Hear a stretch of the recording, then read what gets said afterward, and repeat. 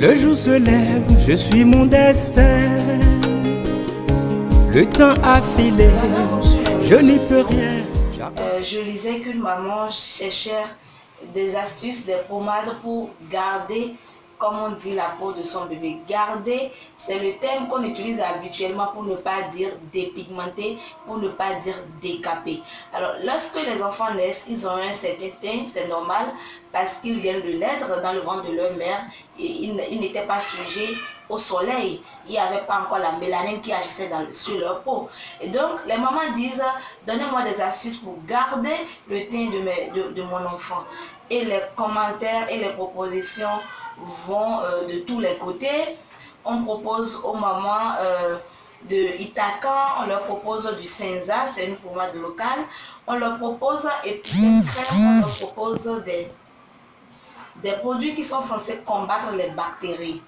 Et donc, on leur propose, il y en a même qui se sont érigés en professionnels pour mélanger des pommades pour les bébés, pour garder leur teint.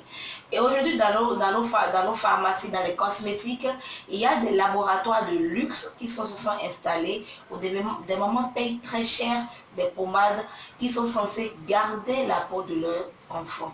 Et donc, garder la peau de leur enfant, c'est garder la coloration que l'enfant avait, ou alors presque la coloration que l'enfant avait en naissant. Mais vous savez, l'enfant qui naît, surtout lorsqu'il est né d'un père noir et d'une mère noire, forcément, au contact du soleil, sa peau va brunir.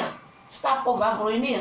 Et cette peau est très importante parce qu'elle nous protège. Elle nous protège contre beaucoup de bactéries. Elle nous protège contre beaucoup d'attaques extérieures. Nous savions déjà les répercussions sur la peau de l'adulte qui se dépigmente. Nous savions déjà que la dépigmentation fragilise la peau de l'adulte.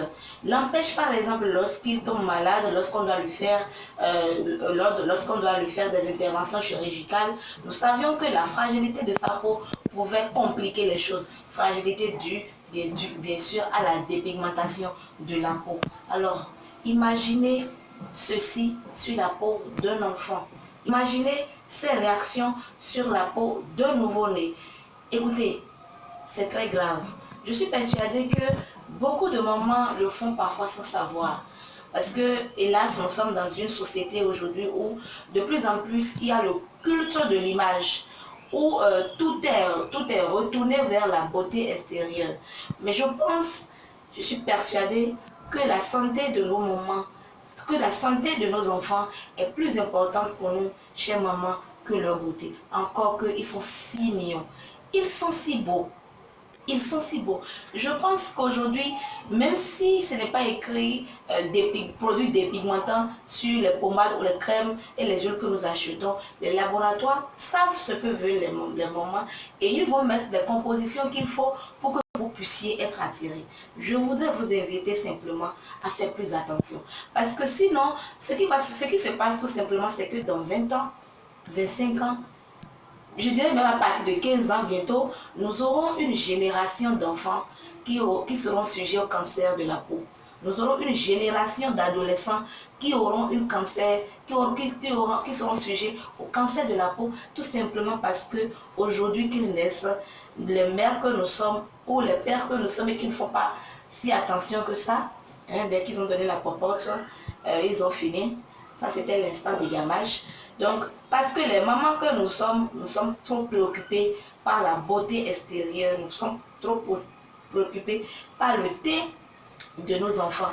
Mais, lorsque nous passons cette pommade-là, mélange de crème, mélange de produits antibactériens, nous fragilisons la peau des enfants. Et vous allez constater que ces enfants-là, ils ont très rapidement ou trop souvent des problèmes pulmonaires parce que la barrière, ils ont des problèmes d'alimentation, ils ont trop de problèmes, ils tombent rapidement malades, ils sont sujets trop facilement à des infections parce que, écoutez, notre peau a une barrière qui nous protège contre les attaques extérieures. Et ces pommades que nous utilisons pour eux, qui sont censées garder leur peau de naissance intacte, ces pommades viennent fragiliser leur peau, ne lui permettent plus de jouer son rôle.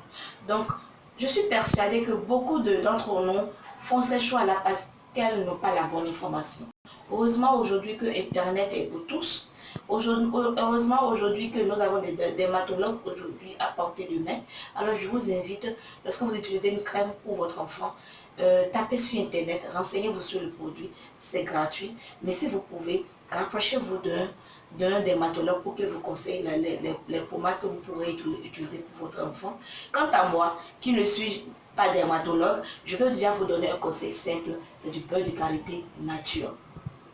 Le beurre de karité nature va protéger la peau de votre enfant. Il ne coûte pas cher du tout, il ne coûte rien, donc il est accessible à tout le monde. Je vous en prie, il en va de l'avenir, il en va de la santé de nos enfants. Voilà, pour ceux qui ne se sont pas encore abonnés, faites-le. Appuyez simplement sur l'onglet s'abonner et rejoignez-moi dans mes aventures, dans mes coups de cœur, dans mes coups de gueule. En attendant de vous voir pour une autre vidéo, je vous embrasse. À très vite.